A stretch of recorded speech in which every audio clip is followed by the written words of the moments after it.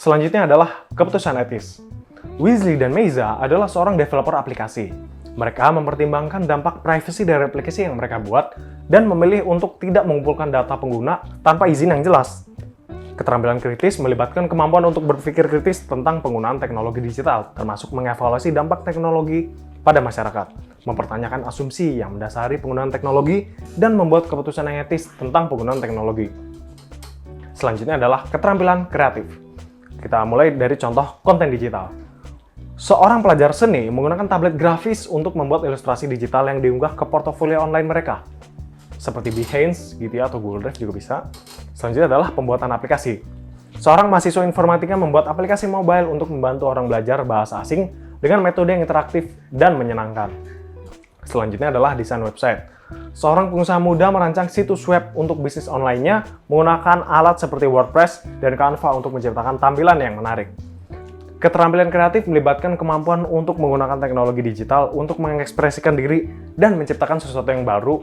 Ini mencakup kemampuan untuk menggunakan alat digital untuk membuat konten, seperti desain grafis, video, dan aplikasi. Jadi kesimpulannya adalah, literasi digital mencakup berbagai keterampilan yang sangat diperlukan di era digital ini, mulai dari keterampilan teknis, dasar, hingga kemampuan kritis dan kreatif.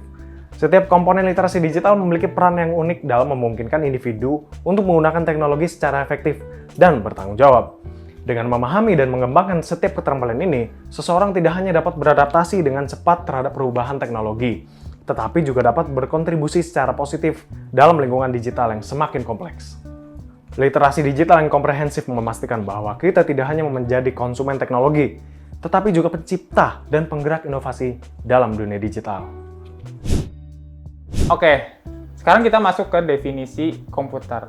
Komputer secara definisi umum yaitu perangkat elektronik yang dapat menerima data, di mana data ini sebagai input, kemudian data yang diinput tadi akan diolah dan diinstruksikan oleh sebuah proses ya, atau sebuah otak di dalam komputer, dan menghasilkan output berupa informasi yang ingin kita hasilkan gitu ya. Nah, ngomong-ngomong soal komputer, komputer itu punya kata dasar ya, atau istilah dasarnya.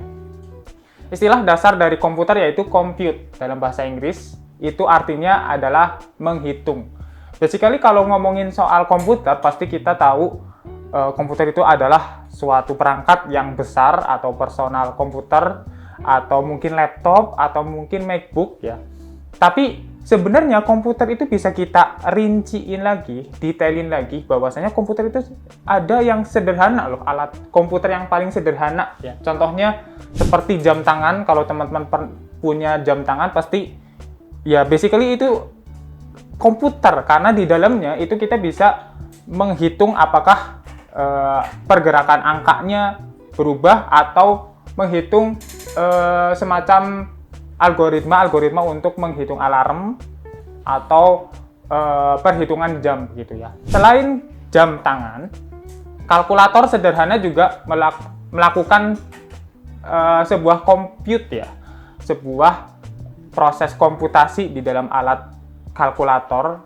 Basically kalau kita mainan kalkulator, kita kan pasti menekan tombol-tombol angka ya yang ingin kita hitung.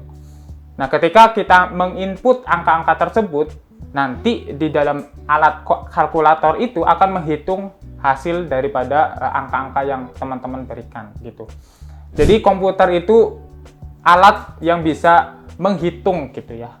Kalau kita ngomongin soal orang awam juga ya, kadang-kadang kita suka keliru nih antara laptop, komputer, kemudian desktop gitu ya. Ada juga orang yang menilai bahwasannya komputer dan laptop itu berbeda, padahal basically mereka itu sama. Bahkan teman-teman sekarang kalau megang HP ya, itu basically komputer, karena di dalamnya itu ada proses atau ada otak yang menghitung semua respon dari teman-teman gitu.